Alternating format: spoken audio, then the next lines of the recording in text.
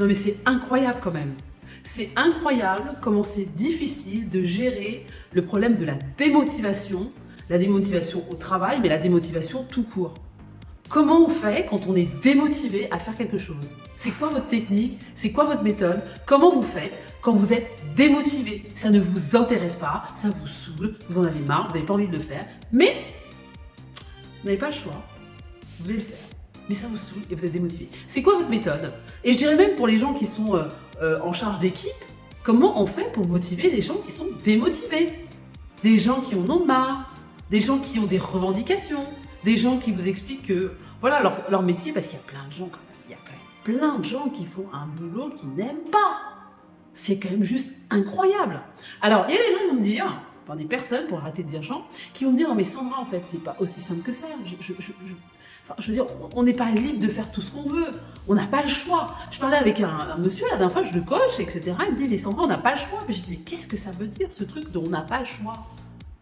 C'est vous qui avez décidé d'être dans cette situation. Oui ou non? Oui, d'accord. C'est vous qui avez décidé de prendre ce boulot, oui ou non? Oui. Attendez, il y a plein de possibilités qui existent sur Terre de bosser.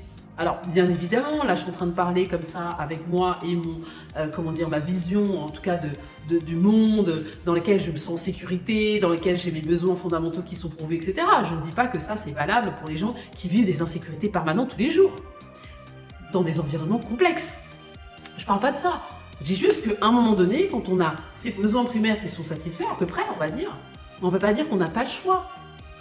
C'est une décision, en fait, qu'on a prise de rester dans un endroit qu'on n'aime pas.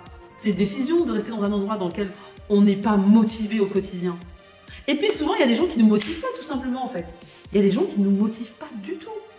Il y a des managers qui ne sont pas motivants. Il y a des managers qui me disent, c'est pas possible, mais en fait, moi, j'arrive souvent en entreprise et je dois faire un accompagnement et je dis, mais attendez, vous ne pouvez pas motiver les gens avec ce discours, ça ne fonctionne pas.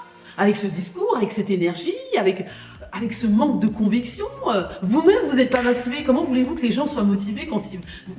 En fait, comme on dit, on prêche par l'exemple. C'est même pas que vous avez besoin de faire quoi que ce soit, c'est que les gens, ils vont voir comment vous comportez. Les gens vont voir comment vous bossez. Les gens vont voir comment vous mettez du cœur à l'ouvrage, les résultats que vous allez accomplir, obtenir. Et ils vont faire la même chose. Mais si le manager n'inspire pas, si le manager ne motive pas, qu'est-ce que vous voulez être bien dans une équipe et donner le meilleur de vous-même?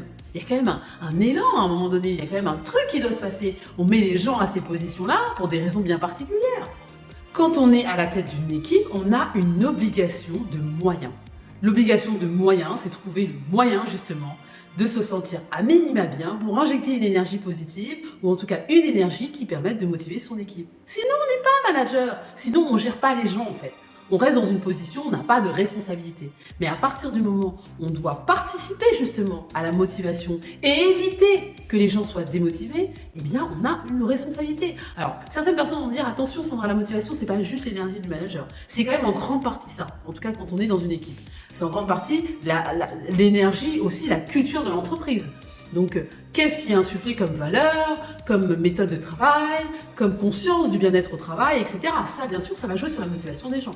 Après, il y a des gens qui vont me dire, mais moi, j'ai besoin d'une motivation financière, parce que j'estime que je ne suis pas suffisamment bien payé. Bon, là, il y a une question à se poser sur, ok, est-ce qu'il y a des perspectives? Est-ce que je reste là parce que je me dis peut-être dans 1 an ou dans 2 ans, j'aurai de meilleures conditions salariales? Ou est-ce que je change d'emploi et je vais dans un endroit où j'estime qu'on paiera mieux?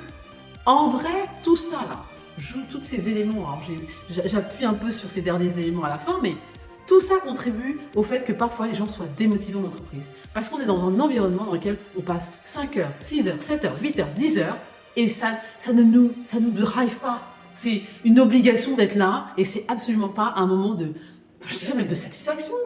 Vous vous rendez compte du nombre d'heures qu'on va passer à bosser, à être en entreprise, si on s'ennuie éperdument, si on n'est pas motivé? Mais c'est juste dramatique. Voilà, c'était ça. Je voulais dire à quel point c'est incroyable le nombre de personnes qui sont démotivées par leur travail. On n'en parle pas suffisamment. C'est là, pendant des années, des gens qui vivent la démotivation pendant des années, qui s'ennuient éperdument à leur boulot, qui font un boulot alimentaire parce qu'ils estiment qu'ils n'ont pas le choix. Quel est votre avis sur le sujet? Moi, je vous demande quel est votre avis sur le sujet. Vous m'envoyez ou vous postez en commentaire. Je serais ravie de lire ça et d'échanger avec vous. Voilà, c'est quand même incroyable. Bon, allez, salut! Rendez-vous sur 5minutesandra.world. Notre site internet vous permettra de découvrir nos programmes de formation et de coaching. C'est accessible pour les entreprises et pour les particuliers partout dans le monde. À bientôt!